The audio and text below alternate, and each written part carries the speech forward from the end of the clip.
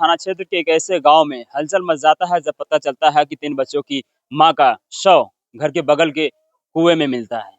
जब बच्चे जाते हैं देखने के लिए तो उनको पता चलता है ये तो हमारी माँ है। जो बीते रात को जो बातें चल रही थी, जो फ़ोन पे धमकियाँ मिल रही थी या जो घर पे गाली-गलौज हुआ था, क्या वही तो शक नहीं है?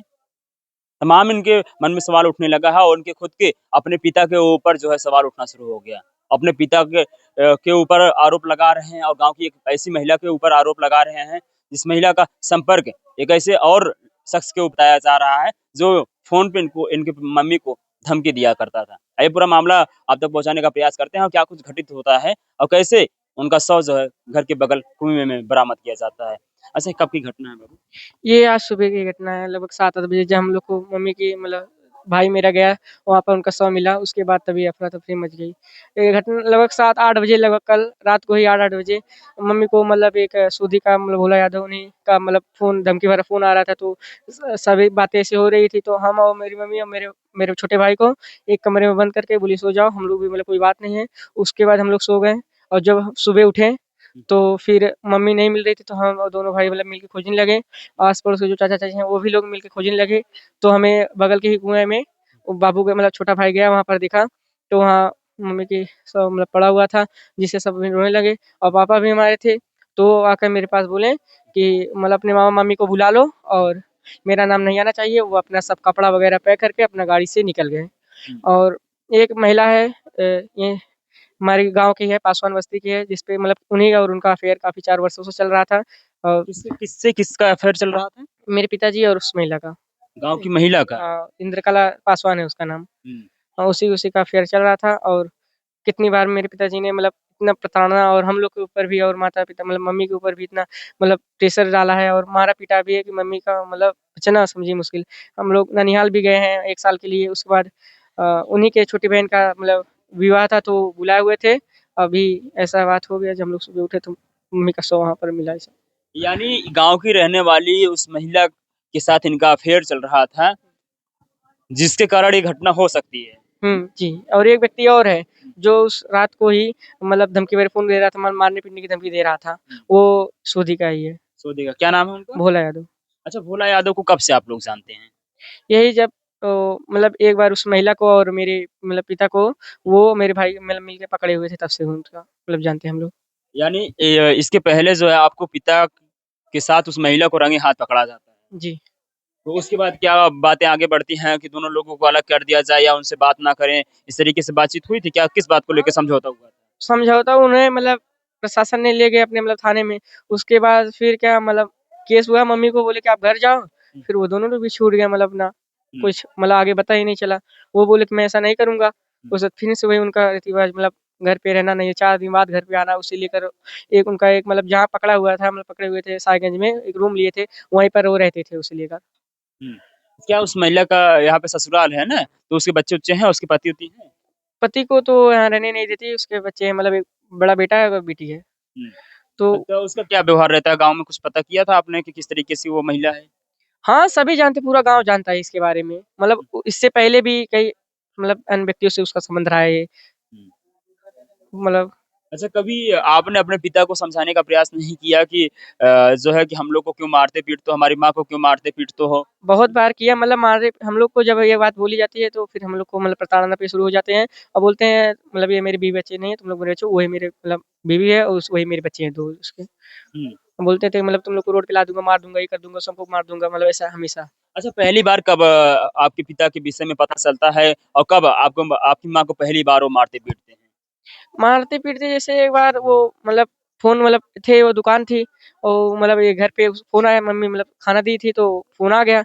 वो मतलब चार्ज पे लगाए हुए थे मम्मी उठा ली। तो बोली मतलब वो बोली आपसे ही बात करने के लिए मैं की तो बोलो मेरे फ़ोन पे करो जब आप मुझसे बात करना है। हुँ, तो मतलब वहाँ से बात मतलब मम्मी मानी नहीं मतलब कोई काम होगा मतलब दुकान है हमारे पास तो क्या पता है उसी के लिए लेन-देन।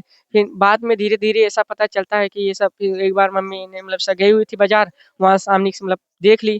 तो वहाँ पर भी काफ़ी मतलब हुआ था मतलब मम्मी से और उस औरत में। हुँ, वहाँ तो हुआ मतलब मम्मी ने सोचा चलो अच्छा ठीक है, लेकिन ये घर आके मम्मी को ही उल्टा वो सब करने लगे, मारने-पीटने लगे तब से पता चल गया कि ये मतलब फिर सुबह धीरे-धीरे मतलब बोल दिया कि आप लोग मेरा परिवार नहीं हो, अगर कुछ बोलोगे मतलब हमेशा मारते-पीटते थे। एक बार ऐसा ही मारा मारे-पीटे तो हम लोग चले गए थे, नाना के घर मम्मी लेके चली गई थी तब थोड़ा हम लोग भी तो फिर क्या इनकी मतलब छोटी बहन का विवाह हुआ तो ये बुलाए मतलब इनकी मतलब जो मम्मी थी दादी जी हमारी, वो बोली कि आप लोग आओ, ऐसा हो नहीं होगा। मतलब हम लोग को आश्वासन दी कि मतलब ये सब कुछ नहीं होगा, तो वो हम लोग को बुलाई यहाँ पर।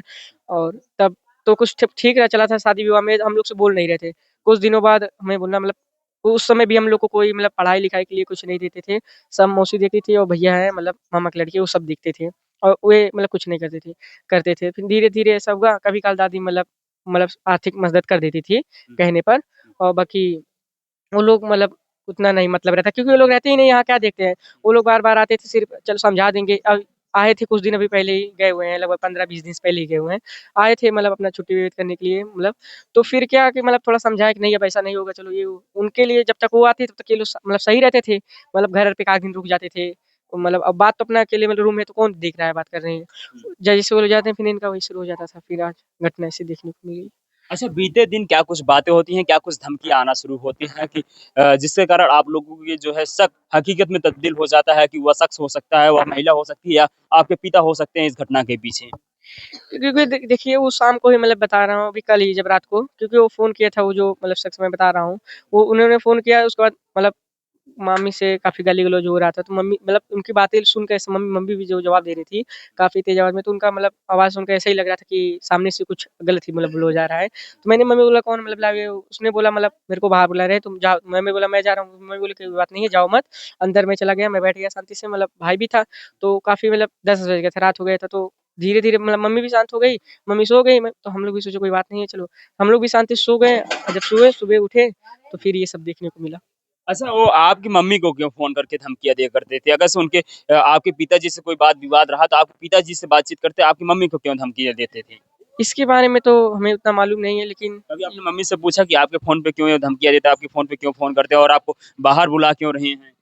जहाँ तक मुझे लगता है, क्योंकि वो जो औरत थी उसका संबंध मतलब इनसे भी और उससे भी रहा होगा, जिसके कारण मतलब ये इन्हें हुँ। धमकी देते थे मम्मी को। और कितने बजे आपकी मम्मी का शव मिलता है यहाँ पे? करीबन 7 बजे जब भाई मेरा गया देखने वहाँ और पर। घर से कितनी दूरी है कुएँ की? मुश्किल से 200 मीटर दूरी पे। अच्छा, यही हाँ, यानी पास 150 में ही है। हाँ, 150 मीटर होगा वो। हुँ। कि किस हालात में मिलता है वहाँ पे देखते हैं तो किस हालात में शव रहता है? क्या कुछ चोटें की निशानें रहती हैं क्या कुछ? मैं तो देखने नहीं गया, भाई मेरा था। मैं हुँ, देखने नहीं गया हूँ, ये मेरा भाई है। हुँ।